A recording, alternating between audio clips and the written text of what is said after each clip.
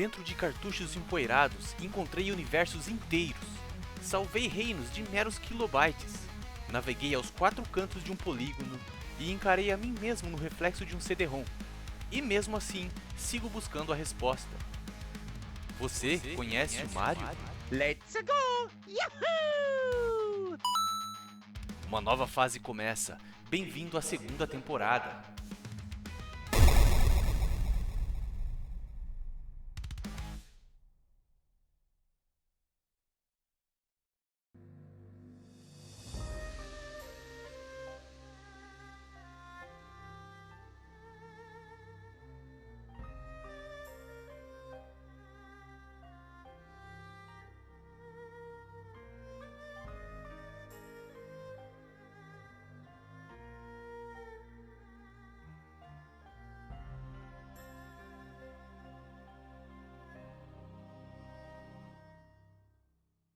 Bom dia! Aê! Finalmente mais um episódio.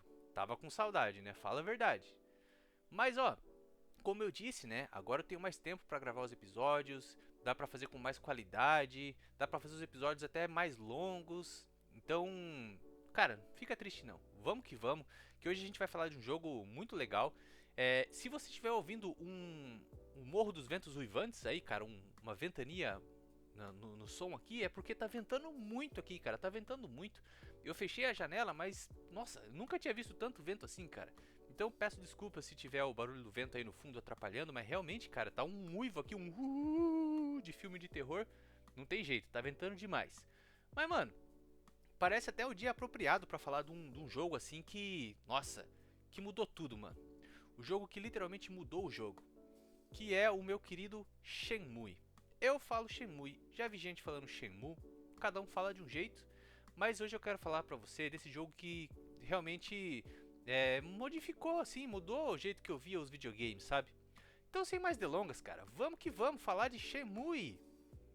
Esse jogo, cara, ele mudou tudo, assim, pra mim, pra muita gente, né, pra indústria em si. Foi um jogo revolucionário quando ele saiu, sem medir palavras, cara, realmente. Ele causou uma revolução no modo como os jogos eram feitos, né, antes e depois dele. Então hoje eu quero entrar mais em detalhes sobre esse jogo, né, falar sobre ele contigo. Claro, não vou dar spoilers, né? Porque mesmo que seja um jogo bem antigo, eu acho que ainda vale a pena ser revisitado para entender, né? Como a nossa indústria se tornou o que ela se tornou. Bom, então, sem mais delongas, vamos que vamos falar de Shenmue. Quando eu era moleque, eu tinha ganhado meu PlayStation 1. O PlayStation 1 eu ganhei ele quando o PlayStation 2 já tava aí em alta, né? Lá por 2002, 2003, algo assim, né? E o Dreamcast em 2002 para 2003 ele já tinha sido descontinuado, né? A Sega já tinha saído da produção de hardware, focando só em software e tal. Então a gente já sabia que o Dreamcast era um videogame morto, né? Porém, um PlayStation 2, cara, em 2002 era algo impensável de se ter, principalmente quando você era criança, né?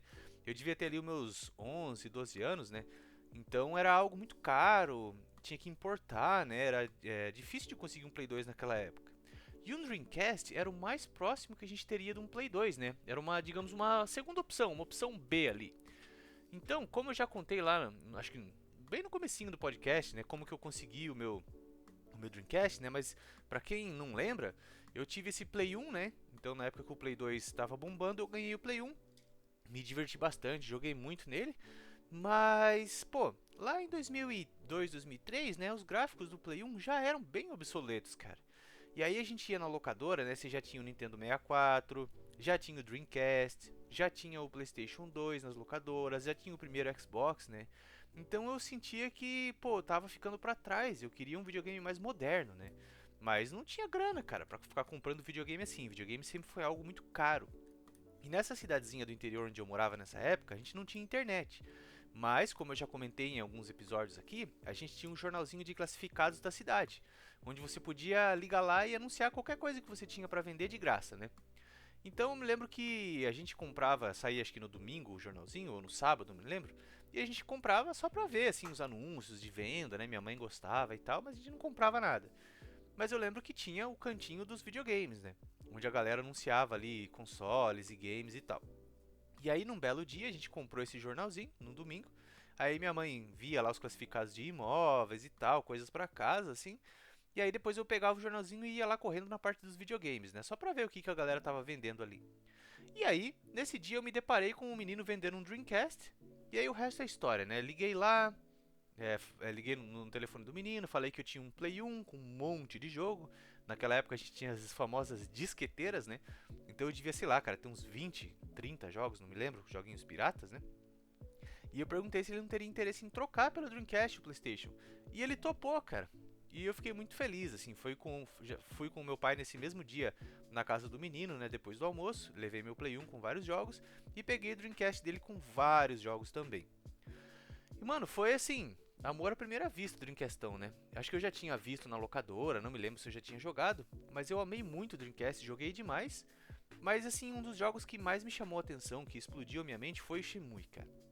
Joguei ele lá no meu primeiro Dream, né, lá em 2002, 2003, e foi algo assim que explodiu a minha cabeça, cara. Primeiro, que ele tinha 3 discos, era um jogo de 3 discos, o que já era algo incomum, porque o Dreamcast, o disco do Dreamcast era uma mídia proprietária chamada GD-ROM, né, que ele tinha 1 GB de capacidade. E 1 GB de memória no começo dos anos 2000, cara, era algo assim muito incrível, né? A gente estava acostumado ainda ali com os CDs, que era 600 MB, né? De repente você tinha 1024 MB de capacidade num CD. E aí o Dreamcast tinha 3 CDs daquele, né? Incrível.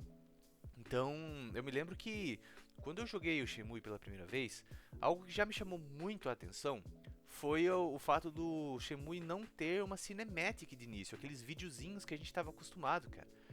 Porque nessa época, né, muitos jogos ali para apresentar a história tinha aqueles videozinhos no início, né, que eram feitos em computação gráfica, algo bem tosco, bem rudimentar para a época, mas era impressionante porque a gente estava vindo dos jogos de cartucho, Mega Drive, Super Nintendo, né?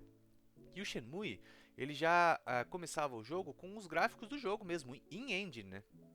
O jogo era tão lindo que você não precisava mais depender daquelas cinematics, sabe? Então o jogo já começa ali com o personagem Rio, né, que é um adolescente ali de 18 anos, que é o teu personagem, o personagem que você vai controlar, o protagonista do jogo, né? E já começa com você chegando na tua casa. É um dia frio, você percebe ali que é um dia cinza, onde está nevando bastante. E aí você tá chegando na tua casa, né? A casa do Rio é uma casa que fica meio que no fim de uma ruazinha, no fim de um beco assim. Então é uma casa mais isolada, num bairro bem tradicional japonês. E o que já chama a tua atenção imediatamente. Porque até aquele momento, né, jogos de RPG, né, jogos de aventura, assim, geralmente ou eram jogos medievais de fantasia, fantasia medieval, ou fantasia japonesa, né, JRPGs, ou eram jogos futuristas de ficção científica, né, mano? Só que o Shenmue, ele se passa nos anos 80, em 1986, no Japão. E não tem nada de fantasia, assim, inicialmente, né? Não temos nada, assim, muito fantástico. É bem realista, assim, então já chama bastante atenção. A impressão que você tem é que você realmente está vendo um filme, sabe? E aí o Ryu, ele tá chegando na casa dele e ele percebe que na frente da casa, na porta da casa, tem um carro preto, daqueles carros pretos de mafioso, parado na frente da casa. Ele acha estranho, mas tudo bem, ele chega em casa. Então, ao abrir o portão de madeira da casa, né, aquelas casas bem tradicionais, japonesas mesmo, ele se depara com a governanta da casa caída no chão. Ele corre para socorrer ela, né? E ele pergunta se tá tudo bem, ela fala que tá tudo bem, mas que o pai dele tá em apuros, né? Então ele a deixa ali no chão e corre pro dojo, ou dojo, né? Não sei falar japonês, mas é o pai do Ryu, ele é um lutador ali de uma arte marcial que eu acredito que seja fictícia, né? Mas é bem puxada pro karatê mesmo. E eles têm um dojo no fundo da casa que é onde eles treinam a arte marcial, né? Ele, o pai dele, tem um aluno também, porque o pai dele é um professor de arte marcial, né?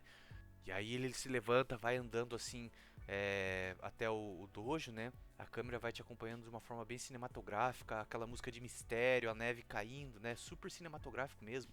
E aí você já tá naquele. Até ali você já tá grudado, cara, na tela, você já tá grudado. Né? E aí ele chega na frente da porta do dojo, assim, e a porta se abre com um aluno, né, voando pela porta, assim, caindo no chão. E o Ryu fala, tipo, nossa, tudo bem, né, o que tá acontecendo? E aí o cara desmaia nos braços dele, assim, e aí você entra no dojo, né. E aí quando você entra, você vê o pai do Ryu lutando contra um homem que está vestido com uma vestimenta bem tradicional, folclórica chinesa, assim. Uma... Eu não sei o nome dessa roupa, mas é uma roupa de seda bem longa, assim. Bem ornamentada, com motivo de dragão, assim, e tal. E aquele cabelo comprido, bem comprido mesmo, dos artistas marciais chineses. Que aí eles estão lutando, né, os dois. E o Ryu, ele interfere, né? Porque o pai dele tá basicamente apanhando desse homem, cara. E aí o Ryu interfere, ele também apanha desse cara. E aí esse homem misterioso chinês fala pro pai do Ryu onde tá o espelho, né? Ele tá procurando um item que é um espelho do dragão. E o pai do Ryu se recusa a contar. Então esse homem ele pega o Ryu pelo pescoço assim e vai desferir um golpe no Ryu, né, que é o teu personagem. E aí o pai do Ryu fala: "Não, tudo bem, eu conto onde tá o espelho do dragão, né?" E ele fala que o espelho do dragão tá ali enterrado no pé da árvore de cerejeira que fica ali no quintal.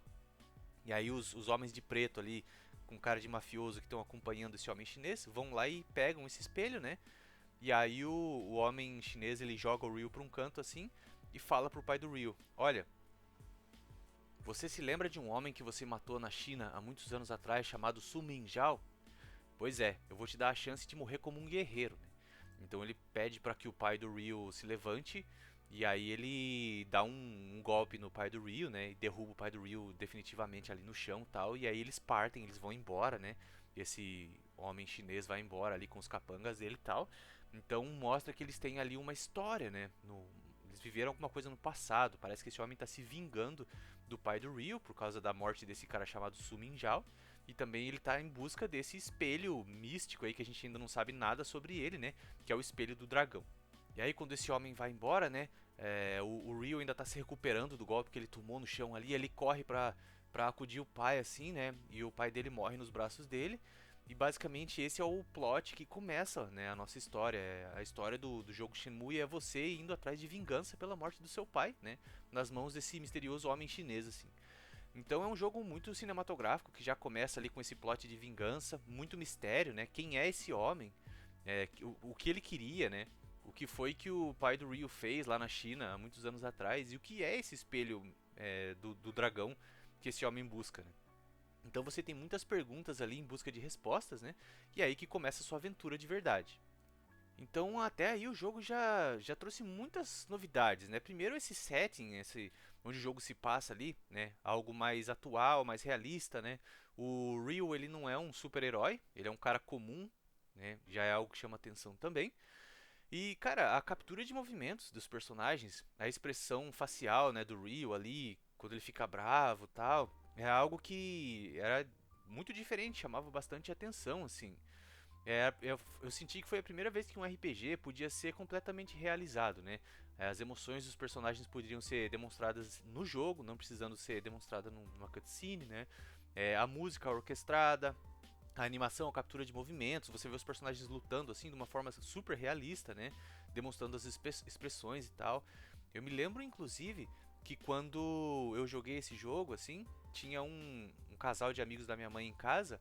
E a esposa do amigo da minha mãe tava vendo eu jogar assim e ela ficou muito impressionada. Ela falou: "Meu, não acredito que um videogame chegou nesse ponto, né?"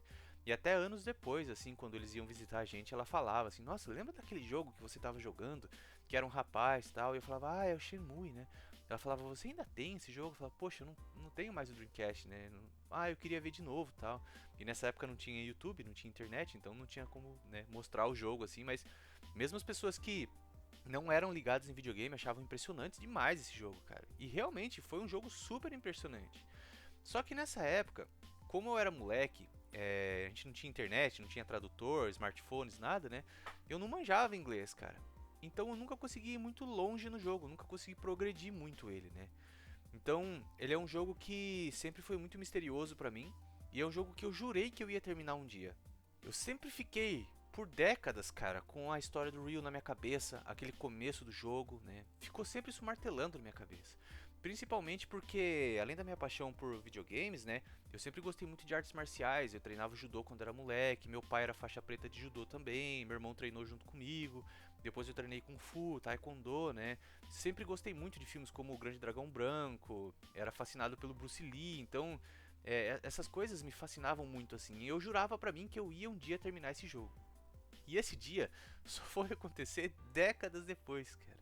Então eu só fui literalmente fechar o Shenmue e terminar o jogo 2 décadas depois, 20 anos depois, em 2023, né, com o remaster aí que saiu do Shenmue 1 e 2. Inclusive eu ficava louco para poder jogar o Shenmue 2, né? Porque eu sabia que ele existia. Ele saiu ali basicamente um ano e meio depois do primeiro Shenmue, né?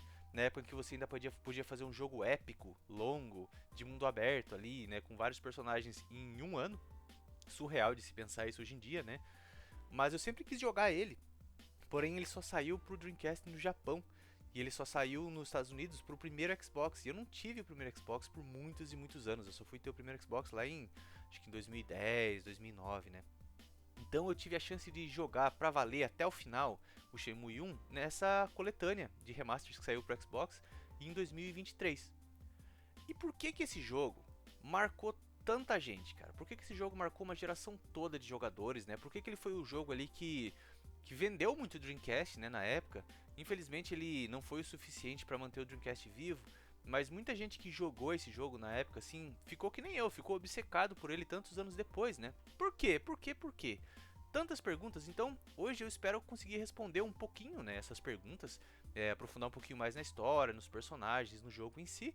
Então, vou te contar as minhas impressões, né? Tanto positivas quanto negativas, tá? Não é a minha ideia não é fazer uma review do jogo mesmo, para isso a gente tem aí o YouTube, né? Então, vou te falar mais as minhas impressões pessoais. Bom, vamos que vamos. Primeiro que o jogo, já no começo assim, ele foi inovador porque ele não tinha muitos sistemas que a gente considerava já padrões em jogos de RPG, de aventura nessa época, né? Que era o fato de você ter aquela quest para você seguir, né? O jogo ia meio que te levando pela mão ali e tal. O Shenmue, ele buscava muito mais uma ideia de simulação, assim. Ele buscava muito mais a realidade. Então o jogo ele não te guia pelas mãos. Ele tenta ser muito mais real. Então, por exemplo, né? Quando o jogo começa, o que, que você tem para te guiar? Você tem um caderninho, uma agenda, onde o Ryu faz anotações, né? E ali tá escrito, pô, quem é esse homem, né? Quem é esse cara que matou meu pai? O que é o espelho do dragão, né? Será que ele é chinês? Então, tipo assim, isso é tudo que você tem para se guiar ali no começo, sabe? Tentar descobrir quem é. E aí o jogo, cara, ele meio que te larga assim, vai descobrir o que tá acontecendo. Então, ele foi um dos precursores aí jogos do mundo aberto ou semi-aberto, né? Porque o que que era a jogabilidade do Shenmue, né? E foi o que impactou tanta gente, porque a jogabilidade do Shenmue é você 90% do jogo conversando com NPCs, tentando descobrir mais informações, né? E desvendando a história aos poucos, fazendo anotações na tua agenda ali. Sei lá, pensa num Zelda, por exemplo, que você tem a missão ali de chegar no castelo e resgatar a princesa. Então tem até um mapinha lá com um X no castelo, né, marcando onde você tem que ir e tal. No Shenmue, tudo que você sabe é que um cara chinês matou teu pai. Então, sei lá, cara, cada jogador vai ter um tipo de raciocínio. E eu pensava assim, bom, eu preciso descobrir se tem alguém chinês aqui na minha cidade que possa me ajudar, né, a decifrar o que é o espelho do dragão e tudo mais, né. Então eu ia nas cidades ali, conversava com os NPCs, né, e aí o Ryu perguntava assim, tem algum chinês que mora aqui na nossa cidade, né, algum chinês aqui na vila que talvez possa saber o que é o espelho do dragão, né? E aí as pessoas vão te dando dicas. Olha, eu sei que tem um restaurante chinês em tal rua, né? E aí você tem que ir achar um mapa, porque tem os mapas ali que ficam espalhados pela cidade. Aí você tem que olhar no mapa. Você não tem um mapa que você pode abrir o tempo todo, né? Você tem que procurar um mapa mesmo, nesses pontos específicos da cidade. Achar o nome da rua, né? Você tem que literalmente lendo o nome das ruas para achar o nome da rua. Daí você vai nessa rua, tenta achar na rua, né? Perguntar para as pessoas na rua, onde tem um restaurante chinês aqui e tal. E aí algumas pessoas falam pra você, pô, não sei, não sou daqui, né? Outras pessoas vão te dar uma direção, eu acho que tem um restaurante chinês ali no final da rua e tal. Então assim você vai navegando pelo jogo, cara, como você faria na vida real, lá nos anos 80, sem internet, sem smartphone, sem GPS, né? Tinha que ir perguntando para as pessoas. E isso era algo muito fascinante também, porque você começava a perceber que os NPCs, eles tinham as suas rotinas, eles tinham os seus conhecimentos sobre a cidade. Eu não sei onde fica o restaurante chinês, mas conversa com o cara da loja de artigos de pesca, sei lá, porque ele veio da China, enfim. Então você tinha que procurar essa loja, procurar essa pessoa. E aí às vezes você chegava, finalmente você descobria assim, onde é que fica o restaurante chinês? E aí você chegava lá e você via assim pela na porta assim, tinha os horários de funcionamento. E aí você via que o universo, o mundo do jogo, ele era regido também por horários fixos, cara. Então, se você quisesse falar com esse casal de chineses que era dono do restaurante, você tinha que ir no horário em que o restaurante estava aberto, no horário comercial. Então, você começava a perceber que não só os NPCs tinham as suas rotinas, né, a sua rotina de abrir as lojas, de ir no supermercado, de fazer seus afazeres, de fechar as suas lojas também, o comércio fechava, né, à noite e tal. Então você tinha que respeitar isso, cara. E era algo que eu não tinha visto até então, né? E aí você vai lá, conversa com o NPC, ele vai te dando dicas. Ah, o espelho do dragão, blá blá blá blá blá blá. Enfim, cara, você vai passar 90% do jogo conversando com NPCs e explorando a cidade, né? E digamos que, sei lá, cara, 10% do jogo é a luta, é o combate em si, né? E isso pegou muita gente despreparada, né? Era realmente muito focado numa simulação mesmo, sabe? O jogo se passa dentro de uma cidade chamada Yokozuka, no Japão, né? E você tem quatro áreas principais ali que você pode explorar, cara. Você começa na casa dos Hazuki, né? Que é a casa do Ryo, fica como se fosse um pequeno vilarejo chamado Yamanose. E ali você tem os teus amigos de infância, né? Onde tem os teus vizinhos, que depois você vai precisar, inclusive, de um deles aí numa parte mais pra frente do jogo, né?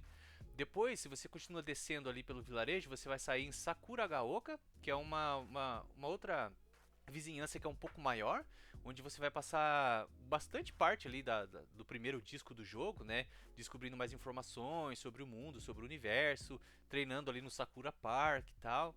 Depois você vai para Dobuita, que é uma parte maior assim, que é uma cidade mesmo, mais, digamos, mais cheia de NPCs, mais gente, mais atividades para você fazer, sabe? Muitas lojas ali para você visitar, lojas de conveniência, lojas de antiguidade, onde você pode inclusive comprar aqueles scrolls de golpes novos, né? E também você vai encontrar em Dobuita a Nozomi, cara. A Nozomi, ela é um dos primeiros personagens que aparece no jogo, né? E ela é digamos, o interesse romântico do Ryo, né? Ela trabalha na loja de flores, na floricultura da avó dela. E é interessante como cada personagem que você encontra no jogo, né? Personagens que foram colegas de infância, teus vizinhos e tal. Cada um desses personagens, eles meio que complementam o Ryo, né? Porque o Ryo, que é o protagonista, ele é um personagem um pouco tela branca, eu diria assim. Ele não tem uma personalidade mesmo assim, né? A personalidade dele é vou vingar meu pai, né? Então a Nozomi, por exemplo, ela é amiga de infância dele, como eu disse, é um interesse romântico, né? E ela é muito gentil, assim, ela se mostra preocupada com o Ryo, né? E ela representa o lado humano, mais emocional da vida dele, assim. Ela mostra o contraste entre a vida normal que o Ryo poderia ter, né? E o caminho perigoso que ele escolheu, que é o caminho da vingança do pai dele. A própria Ine-san, né, que é aquela governanta da casa ali da família Hazuki, que aparece caída ali no comecinho do jogo, né? Ela criou o Ryo desde pequeno, depois da morte da mãe dele, né? Ela é carinhosa, ela é protetora, ela te dá uma mesada diária, ela te dá um dinheirinho diário para você gastar na cidade, né? Então ela protege o Ryo, mas ela fica preocupada com essa sede de vingança dele, né? Ela representa a figura materna, a voz da razão do Ryo. Então esses personagens eles aparecem ali para complementar essa personalidade que digamos que falta, né, no personagem principal. É muito muito legal mesmo, porque isso faz você querer conversar com essas pessoas, né? E como eu disse, elas têm as rotinas delas, então muitos desses NPCs eles não ficam ali no mesmo lugar sempre, né? Às vezes você tem que, dependendo do horário, eles vão estar em outros lugares conforme o jogo avança. Tem inclusive lá na frente uma missão em que conforme você vai investigando a vingança do teu pai, você vai entrando em contato com o submundo do crime, né? Você vai conhecendo ali uma galera da pesada, né, mano? Então, conforme você vai investigando, né, vai se aprofundando na história, vai chegando mais próximo da verdade, você acaba encontrando uma gangue chamada Mad Angels, que é uma gangue que eles dominam o porto ali de Dobuita, onde ficam o embarque e desembarque dos navios ali, né? E aí você percebe que eles têm uma conexão com uma organização criminosa chamada Killman. E esses Mad Angels, essa gangue aí, eles estão trabalhando para Killman. E você percebe num determinado momento do jogo que o Landi é o chinês que mata o teu pai, né? Você percebe que o Landi, ele é meio que... Ele faz parte de uma sociedade secreta chinesa, né? Criminosa. Como se fosse uma Yakuza chinesa ali. E...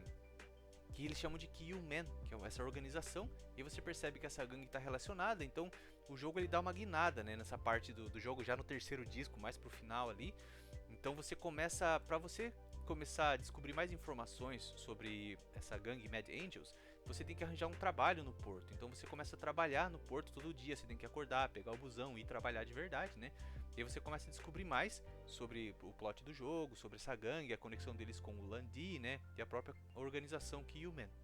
E aí, em um determinado momento, né? Conforme você tá ali atrapalhando, digamos, o trabalho dessa gangue, eles chegam uma hora que eles ficam putos e eles sequestram a Nozomi, cara. E aí você tem que resgatar ela, né? É uma parte, inclusive, que você joga de moto.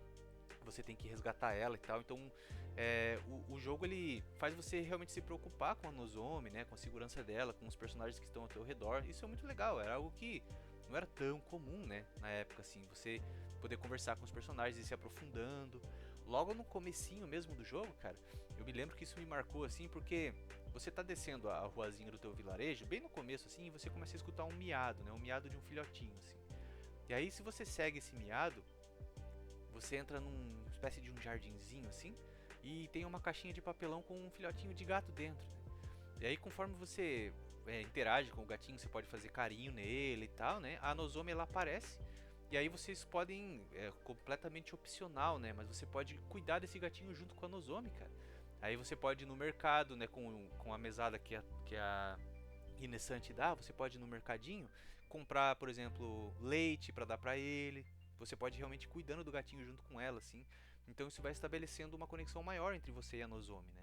Em nenhum momento, assim, pelo menos não nas minhas jogatinas, né? Em nenhum momento esse relacionamento realmente ele se torna romântico pra valer, assim. Mas você vê que tem um carinho ali entre os dois personagens, né? Isso é bem interessante. Um outro fator, cara, que me impressionou muito na época, que marcou muita gente que jogou, é porque o Shenmue, não só ele tinha a questão do tempo passar, né? Você realmente tinha o relógio ali todo o tempo na tela marcando o horário pra você saber, tipo, pô, já abriu o comércio, já posso ir lá na loja do cara. Ou quando algum NPC falava assim, ah, me encontre tal hora em tal lugar, você tinha que ficar de olho no relógio mesmo, pra não perder a hora, cara. Sabe, senão você podia perder essa missão, né? Então, não só isso, mas o Shenmue ele apresentou também um clima dinâmico, que é algo que eu nunca tinha visto. Então, conforme o dia ia passando, realmente você tinha ali a parte da manhã, da tarde, daí o dia ia anoitecendo, né? E você tinha que voltar para tua casa. Se não me engano, era às 10 da noite, era o teu limite para você voltar para casa. Então, se você ainda estivesse na rua às 10 da noite, automaticamente o Ryo ele voltava para casa. Ele falava, ah, é 10 horas da noite, aí Nessan tá preocupado, eu preciso voltar para casa, né? E aí se encerrava o dia. Então tudo que você tinha que fazer ali até as 10 da noite, sabe? Uma outra coisa também é o fator climático, porque você tinha dias ensolarados, você tinha dias nublados, dias chuvosos, dias com neve, né? Isso era algo que eu nunca tinha visto, assim, super espontâneo, né? Foi algo realmente impressionante pra época. Claro que hoje em dia isso aí né, não é nada, é padrão. Mas pô, se não fosse Shenmue, né, ter cuidado com isso, será que os outros jogos teriam se preocupado também? Então foi algo que influenciou, né? Mais uma coisa que o Shenmue influenciou também. Um outro fator que eu disse que, apesar de o combate ser parte bem reduzida do jogo, 10% ali do jogo, né? Um outro fator que é bem legal é que você tem que aprender os golpes. Porque o Ryo, ele tava aprendendo, né, as artes marciais com o pai dele, assim. Então ele não é um mestre, ele não é um faixa preta, assim. Então ele ainda tá aprendendo a lutar. Então você pode comprar scrolls, como eu disse, né, com golpes novos. Você pode aprender com alguns personagens, né, alguns golpes novos também. Isso é muito mais expandido no segundo jogo. E o que eu achei legal desse modo de luta, desse esquema de luta do Ryo, é que de novo eles tentam puxar pra simulação, né? Então, por exemplo, quando ele aprende a lutar no dojo lá, ou quando ele aprende com algum outro personagem, assim, um novo golpe, não é simplesmente, ele não fala pra você assim, aperte X, aperte Y.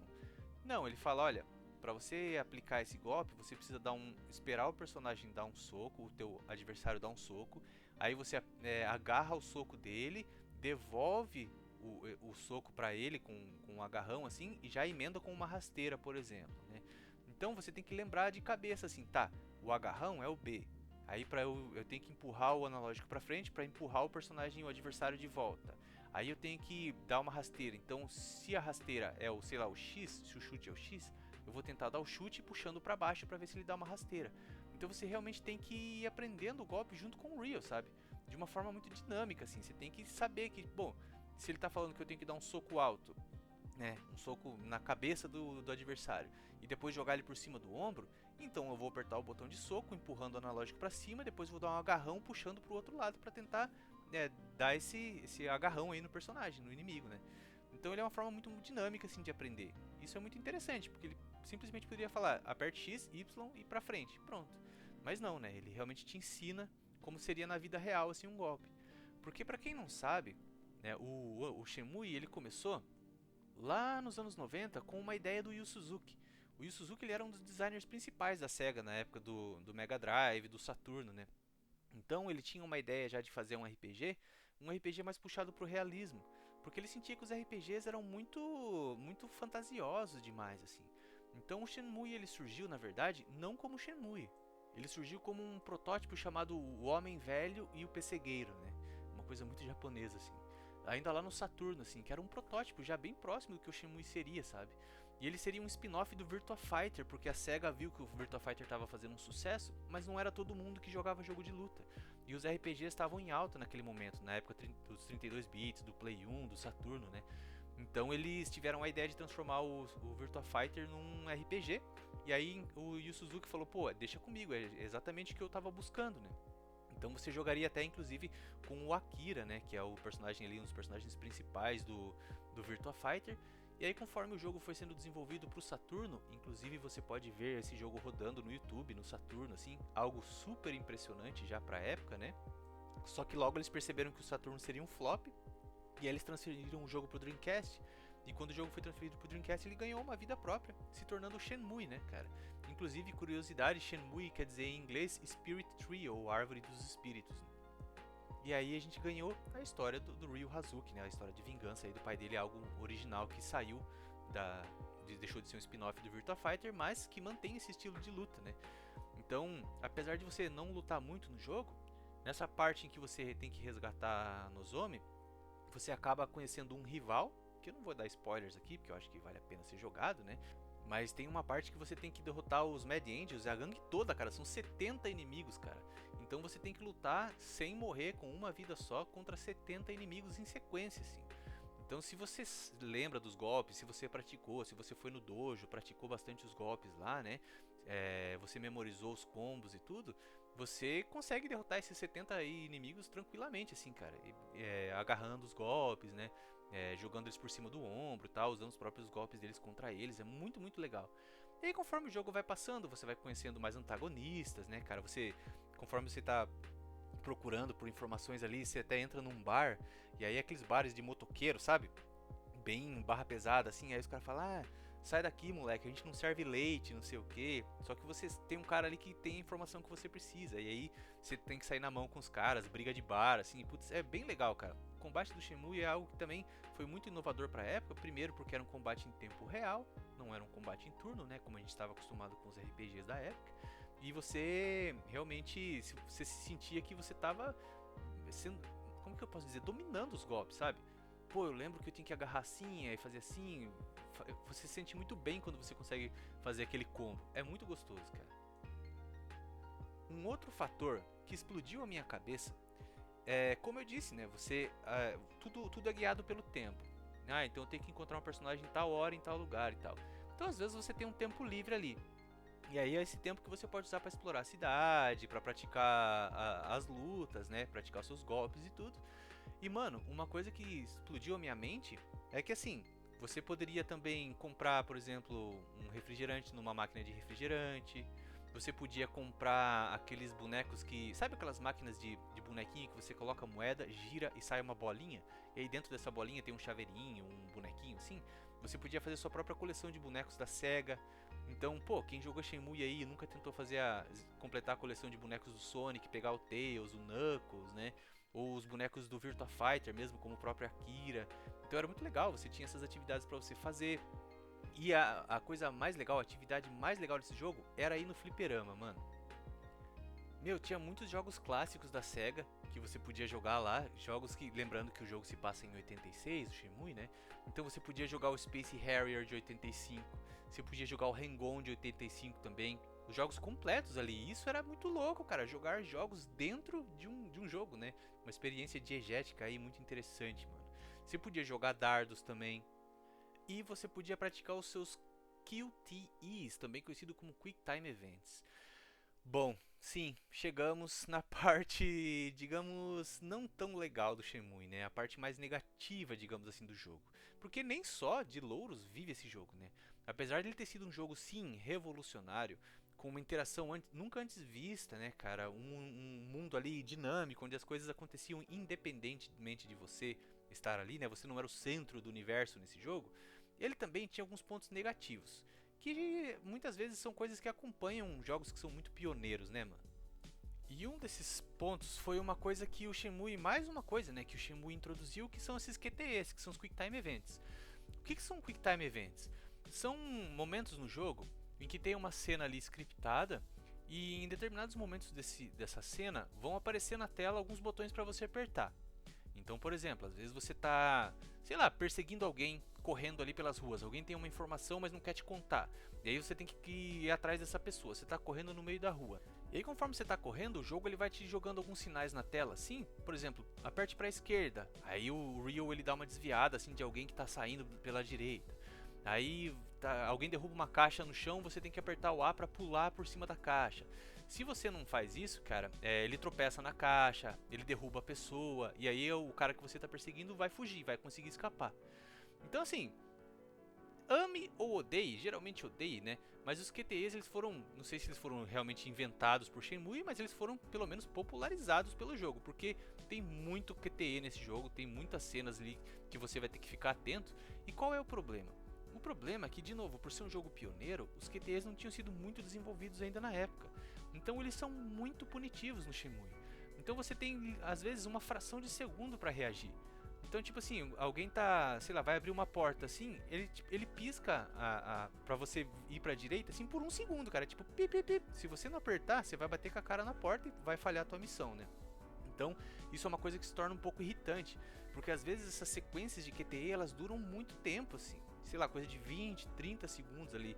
E às vezes você tá lá no final, assim, aí você erra o QTE, aí você tem que voltar e fazer tudo de novo, né? Até que você consiga memorizar tudo. Então, muita tentativa e erro, né?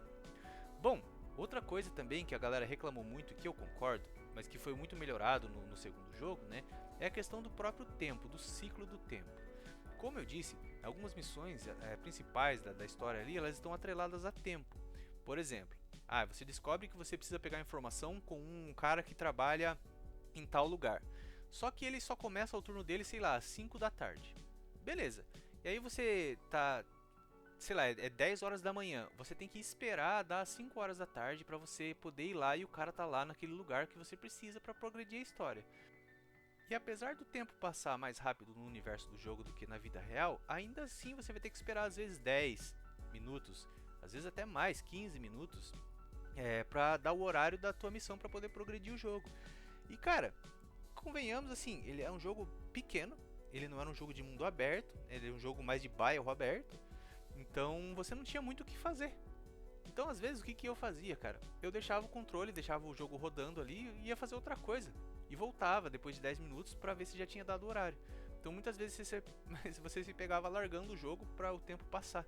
Não tem um jeito de você passar o tempo artificialmente, algo que foi resolvido no segundo jogo, né? Então esse realismo, digamos, excessivo, às vezes cansa um pouco no jogo. Por exemplo, né?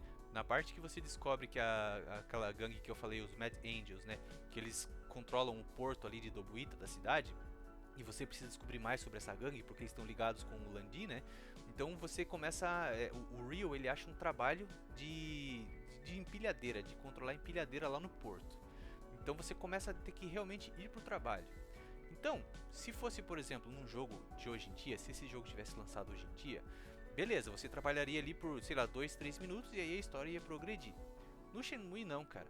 Você tem que ir realmente pro trabalho, seu trabalho começa às 8 da manhã. E qual é o trabalho? É ficar empilhando caixa com empilhadeira. Então, tipo assim, no primeiro dia você tem que empilhar 10 caixas, no segundo dia você tem que empilhar 20 caixas, no terceiro dia 30 caixas. E assim vai indo, cara. Você vai ter que ir por uma semana literalmente uma semana no universo do jogo, né, pro trabalho, ficar empilhando caixa. E não tem nada que você possa fazer fora isso. Então, por exemplo, você foi pro teu trabalho, empilhou tuas caixas, você tem que ficar esperando o teu trabalho acabar, acabou o trabalho, você tem que esperar dar 10 horas da noite para você voltar para casa, para poder dormir, para poder passar pro próximo dia. Então, às vezes você fica ali, larga o controle por meia hora ali para dar o tempo de acabar o dia, para você ir pro próximo dia e fazer a mesma coisa, cara. Então você vai passar pelo menos aí, pelo menos uma boa hora aí empilhando caixas com uma empilhadeira. Não tem como acelerar o processo, né? Você não tem nada que você possa fazer. Você realmente tem que trabalhar. E pô, cara, a gente joga videogame pra fugir da rotina, do tédio, do trabalho. E de repente você tem que trabalhar de verdade dentro de um jogo. E um trabalho maçante, que é ficar empilhando caixa com uma empilhadeira. Putz, cara, é uma parte que, olha, é uma parte que realmente cansa, que dá no saco no jogo. Eu não vou negar não, cara. Muita gente, eu acredito, largou o jogo aí. Porque não é um negócio que você vai fazer por 1, 2, 3, 4. Você vai fazer por, sei lá, 5, 6 dias, né, seguidos, assim. É bem entediante. Um outro fator que eu acho que pesou, assim, que foi corrigido no segundo jogo, é a questão da navegação no jogo, né, no universo do jogo. Porque você fica muito perdido, desorientado por falta de informações. Como eu disse, o cara fala assim, você tem que ir na rua tal. Então você tem que achar um mapa que vai estar em alguns pontos específicos aí da cidade. Aí você olha para esse mapa, aí você tem que achar o nome da rua, aí você tem que ir andando até essa rua, só que você não tem um mapa em tempo real, não tem como você abrir um mapinha para ir te guiando. Você tem que ir de memória. Então você bate o olho nesse mapa, pô, beleza, essa rua que eu preciso fica 4 ruas acima e 3 ruas à direita. Daí você vai andando 4 ruas, você conta, né, passei uma rua, passei a segunda, a terceira, a quarta, agora eu viro a direita ou era a esquerda? Puta, não lembro. Aí eu tenho que voltar lá no mapa e olhar de novo. Então assim, essas coisas são bem maçantes e vão cansando um pouco, principalmente no meu caso, que eu sou muito ruim com direcionamento, com direção e memorização, né?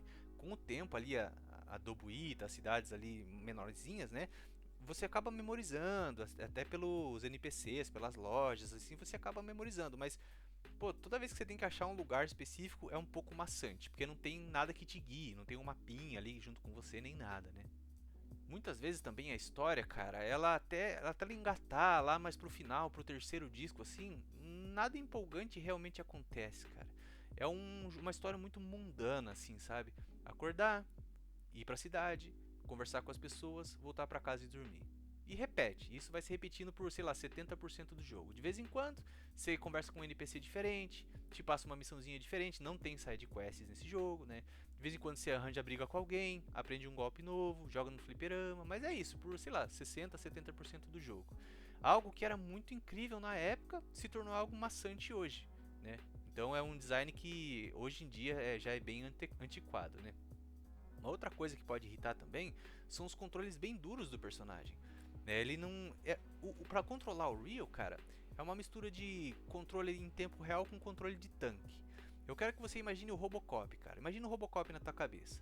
Sabe quando o Robocop ele precisa virar para algum dos lados? Que ele para, daí ele vira a cabeça, depois ele vira o tronco, e aí ele vira a perna, e aí ele anda para aquela direção?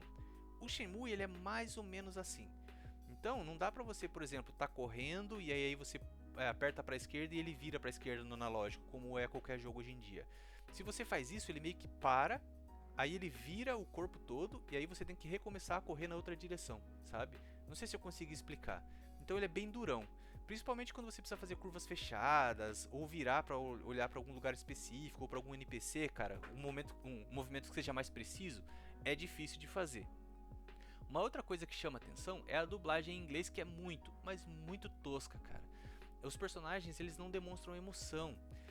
E eu sempre joguei o jogo em inglês, né? No remaster que eles lançaram recentemente para Play 4, para Xbox One, tem a opção de você jogar em japonês, com a dublagem original, e eu recomendo muito, cara. Porque é onde você tem a emoção, aquela emoção mais exagerada dos animes, né? Os personagens eles gritam, eles se emocionam.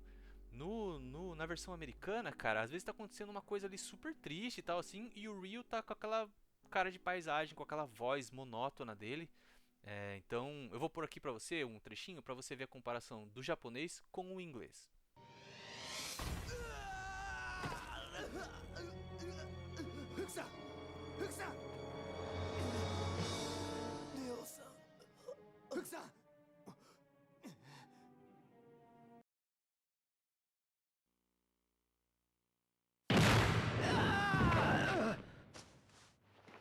Fuku-san! Fuku-san! Ryo-san! Fuku-san! 親父友を愛すべき友をもて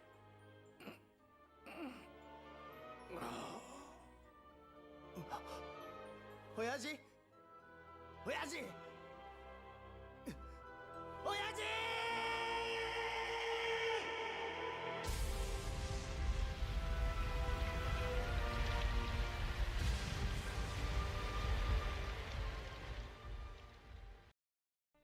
Father! Your friends. Keep friends. Those you love close to you. No. Father! No!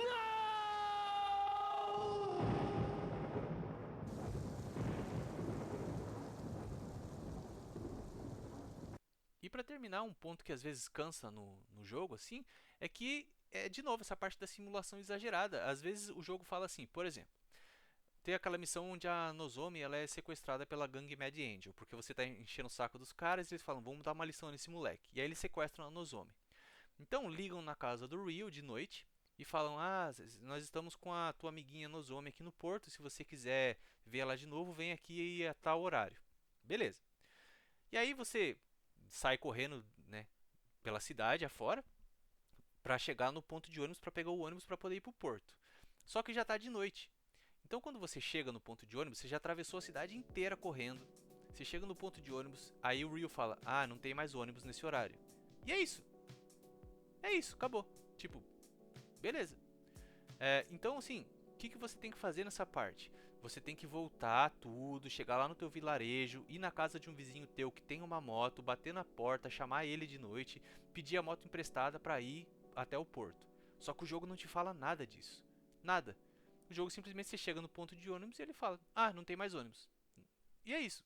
Então, sem um guia, jogar esse jogo sem um guia, né, é uma tarefa muito, muito, muito difícil mesmo. A não ser que você, sei lá, cara, você tem uma memória assim fotográfica de passar pela frente da casa do teu vizinho, ver que ele tem uma moto, saber que você pode ir lá e pedir a moto emprestada.